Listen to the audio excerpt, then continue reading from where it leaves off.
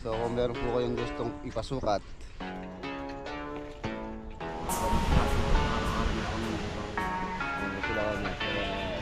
si architect, siya po yung Reklamo.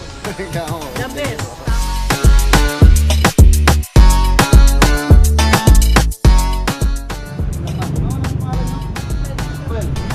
Sila po yung gagawa dito sa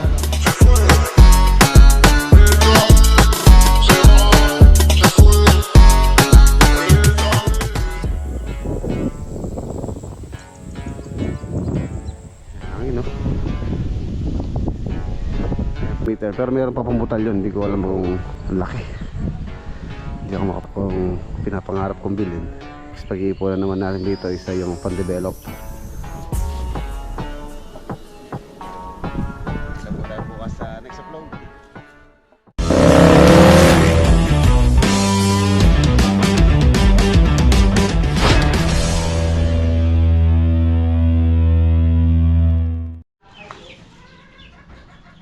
Good morning. And meron po tayong bisita. Si paring Black Shadow in the Night, si Kapares Builders. And nandito po siya yung meron po kaming pag-uusapan. Kape muna tayo, kape. Saturday ngayon, mga boss, payday. Payday, no pare? Payday. Payday.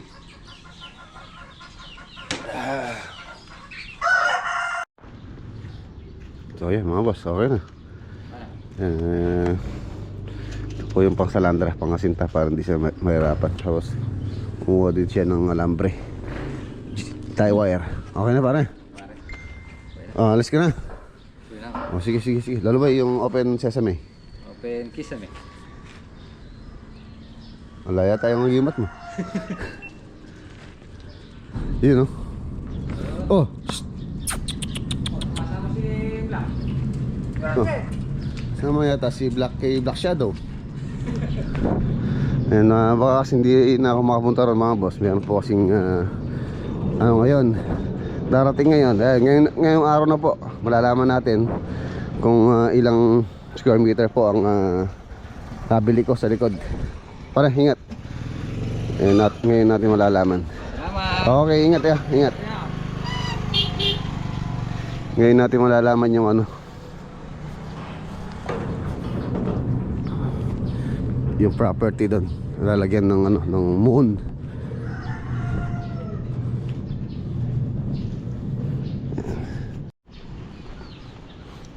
Ayan, geodetic engineer.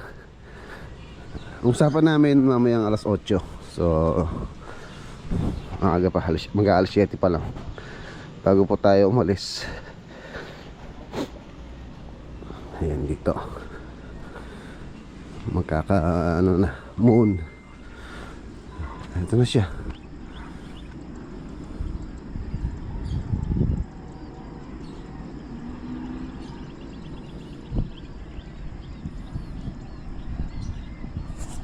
Okay, mamaya nandito na yung mga geodetic.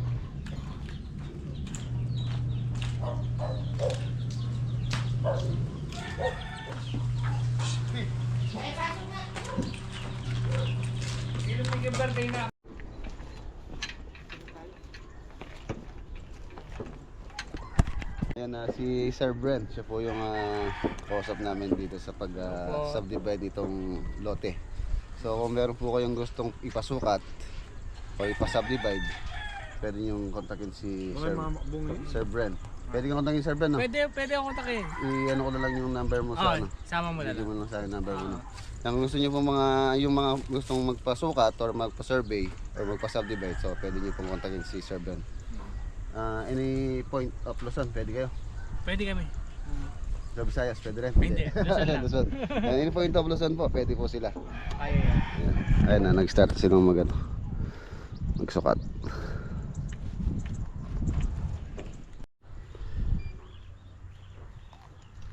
Good.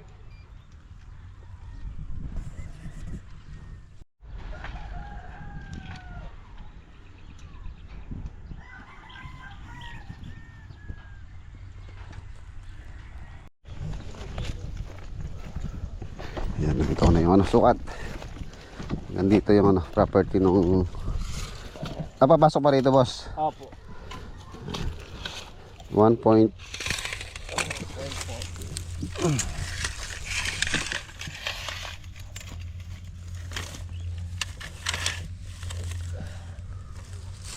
$48. Ayan, ito yung talaga ano.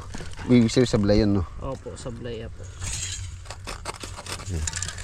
Ayan po yung hangganan ng ano, ng lote nung 7,000. Ayan. Dito po tayo kukuha.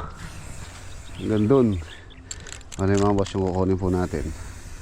Mahigit ano, 3,378 square meter.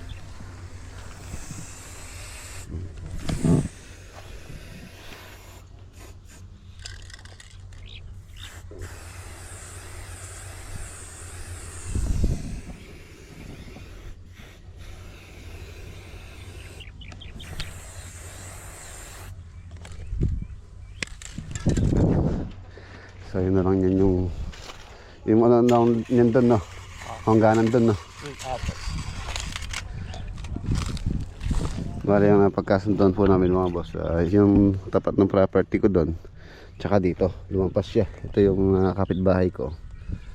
So hanggang dito yung magiging property natin. Ayan, sa may PS na yan. So yung hanggang dun, so lilitaw po natin yung 3,378. Halos yun po yung magiging property, ang ating property. Ayan. Ayan, nandito na rin yung pamangkin po ni owner dito, representative, tsaka yung ano, geodetic engineer, tsaka si ano, tawag dito, sila owner, sila kuya.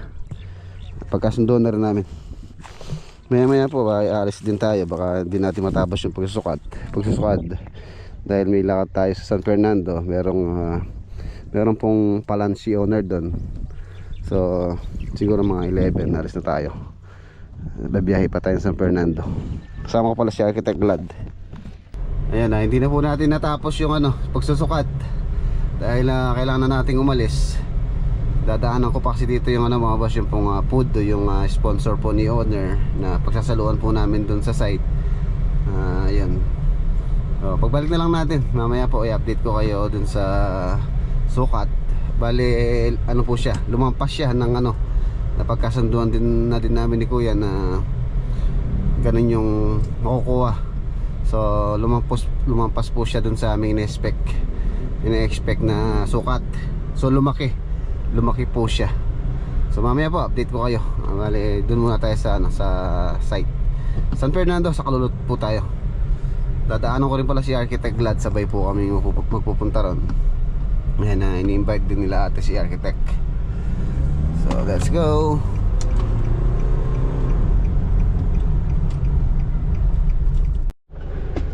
Ayan, nandito na tayo, ERK. Tapos nadaanan ko na rin po yung pagkain. Ayan si ERK, oh. Wow, happy birthday. Hindi mo salgot. Ayan.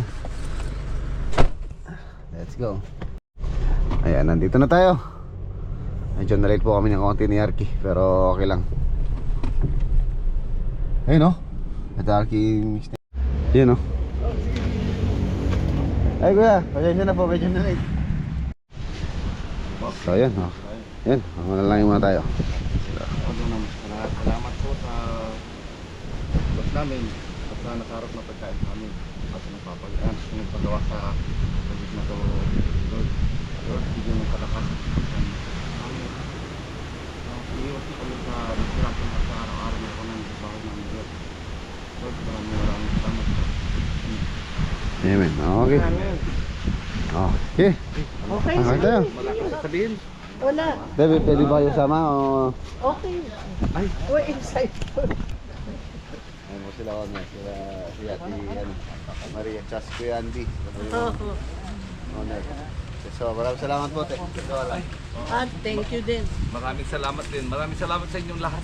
Siyempre si Architect, siya po yung ligawa nitong proyekto yung Kay buhay. Glad, kay Reg, salamat. Walang reklamo. Reklamo. The best. Tama yung pinili namin. thank you.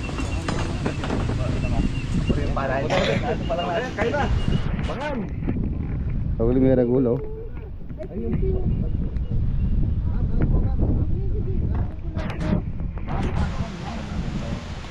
Buksan nyo. Yan itong isda oh. Oo. Buksan mo muna to, Pogi. Gagawa ka mo ng soft drinks.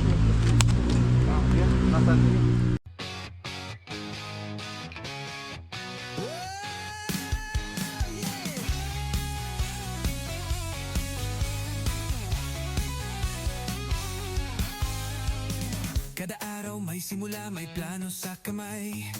Lakad sa seat kahit tirik ang araw, ulan ang sabay. Rex Love Construction, to ang aming daan. Bawat hollow block, bawat bakal may kwento't laman. Hindi lang ito trabaho, to'y pangarap na buo. Kada buhos ng semento may pangakong totoo. Sa bawat pakot martilyo, tibay ng loob ang dalan namin dito. Rex Vlog, kwento ng konstruksyon, puso't pawis, tunay na misyon. Buuin ang mundo, unti-unti pero totoo.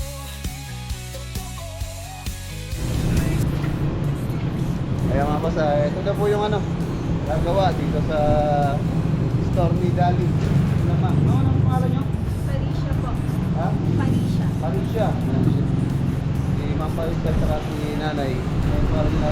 Percy. At si Foreman. Ha? Samuel. Yan, sila po yung gagawa dito sa dito po sa store ni Dali dito sa project. Bale, na-turn over na natin yung sa kanila. So sila na po yung bahala dito. Madam. Yan, good luck. So ayan mga boss, nandito na po tayo sa bahay. Okay na. Okay na po yung ating bale yung pong ginawa natin doon is turnover na rin kay owner tsaka yun pong contractor nung gagawa po ron sa Kalulot project. Dali po yung store na lalagay po doon or gagawa. Bale sila na po bahala yung doon sa mga nila doon, di-dismantle nila. Napag-usapan na rin naman ni contractor po ni Dali. So ayun, okay na po tayo doon. Bale yung ginagawa na lang po sa Kalulot, yun na lang po sa may extension ni owner, yung pong may garahe. Tsaka konti-konti na lang yung mga electrical. So the rest halos patapos na po tayo doon sa doon sa Kalulot. It's either na baka may i-add pa si client na perimeter fence, yung pong perimeter fence na nung property nila, baka po sunod na yon. So tingnan natin kung tutuloy pa yon. So silipin natin ngayon yung nasukatan po nila. Kanina kasi hindi ko na nahintay dahil po nga po malilit tayo dun sa lunch. Kaya umalis ako dito ng 11 o'clock. Pumunta pa sa San Fernando. So ngayon silipin natin. Ayan mga boss, silipin natin. So ito na po. Ayun na yung yung moon, yung isa.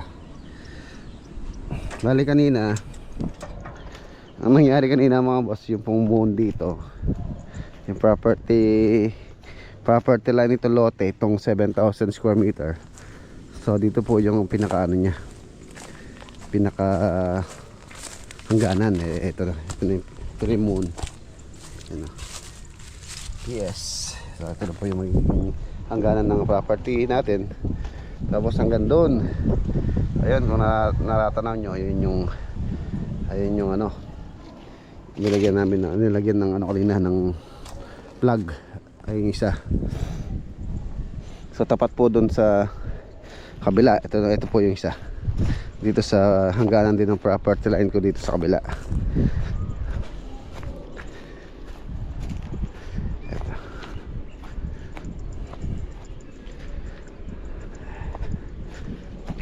Nasa around 40 meters po yata to. Itong hanggang dun, hanggang dito 40 meters ang lapad nya. Ayan. Ayan. yung TS, yun yung moon. So ayun yung tapat naman nito. Pupunta tayo doon sa malayo. Ang total square meter pala nito mga boss ang nakuha po natin, o yung portion na nakuha ko is hangganan na ng property. So ang usapan namin ni dito ni owner is 3,000 square meter. So ang nangyari po, pagka kinuha yung 3,000 square meter, may natitira doon. May natitira na 600 square meter doon. Ang gusto ko kasi pag ganyan yung cut. So kung matitira daw yun, so magiging pangit na yung cut ng lote na matitira dito. Meron pa siyang pinaka parang soroho, parang may sorohong matitira dito. Kaya napagdesisyonan ni kuya na kunin ko na yung yung hanggang doon. So kaya yun, ang nangyari mga boss, lumaki siya, naging po yung sukat ng lote na nakuha natin. Yung ang total square meter nito is 3,600 mahigit. Ay, may tubig dito. Pinatubigan kasi itong palay. Yan, ayun palay, malapit na pong harvestin to. Ayun pa, oh. So nandito siya. Bukas makaayusin ko itong moon dito. Lalagyan ko ng matibay na marking para hindi mawala. Kasi tamaan ng mga dito nagtatanim or pagka nag-harvest, malapit ang harvestin to. Ayan, mga palay po yan. Malaki ang ahas naman dito. Tingnan nyo yung layo nya. 3,600 square meter. Ayan, yung total po na lote. Bale yung total lote natin yan 1,500 plus 3,600. So halos nasa kalahating hektarya may git. Half hectares. Ito. Ayan. Pala ito yung pinaka linya. Itong tubo na to. Pero bukas ayusin ko yung dito.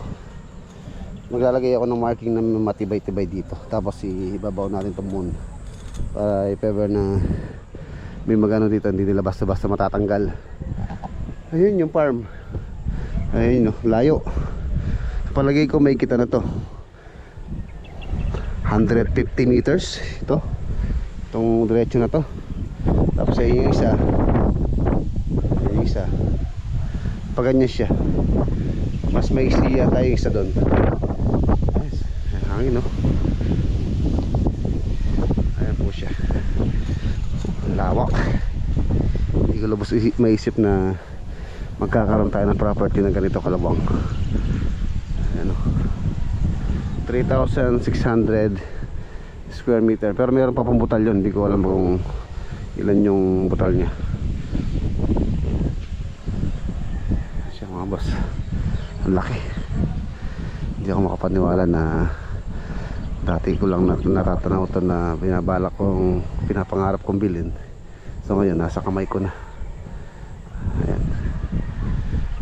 Ang next pag-iipunan naman natin dito isa yung pan-develop naman.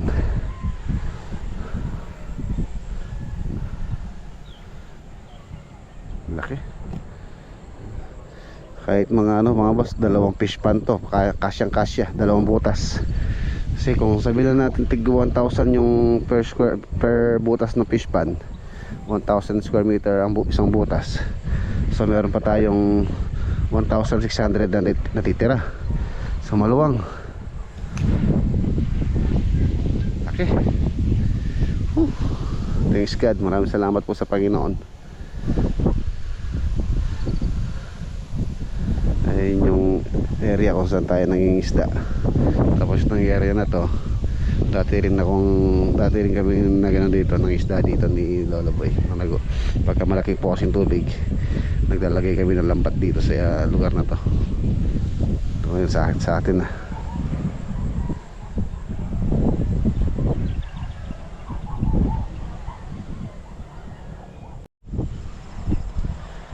So yun mga boss, Alright. Ayun na si Lolo Boy. Ano po ako. Masaya yung aking ngayon, pagkaramdam. Hindi ako makapaniwala. Palay. Wala kanyang ahas kaya dito. Baka naman sobrang saya natin, matuklaw lang tayo ng ahas. Matuklaw naman pala tayo ng ahas eh. Parang binawapakan ako malambot ah. Ang katawan ng snake.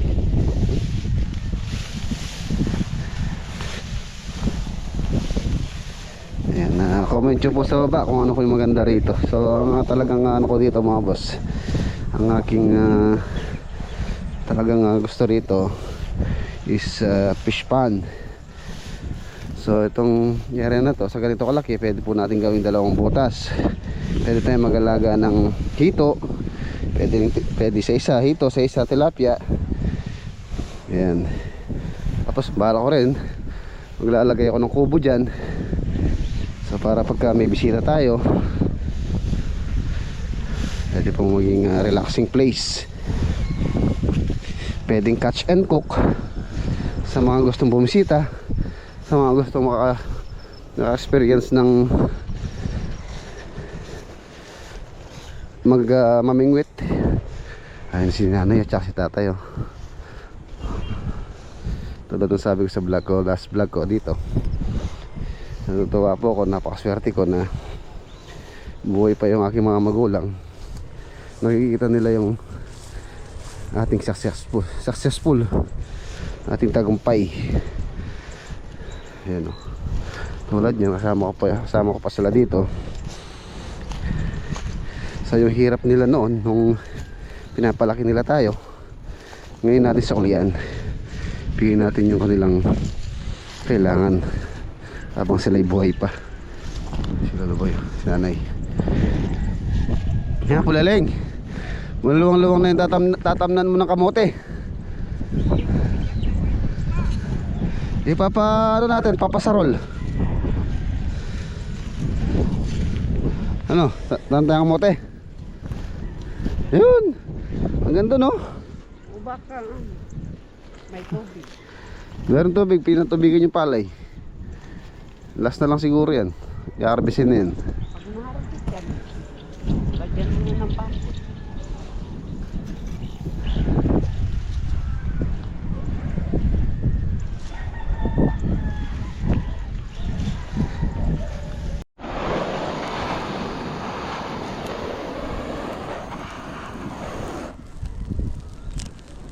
Yun. Si Lolo Boy oh, malinis na. Pwede nang tamnan Lolo Boy.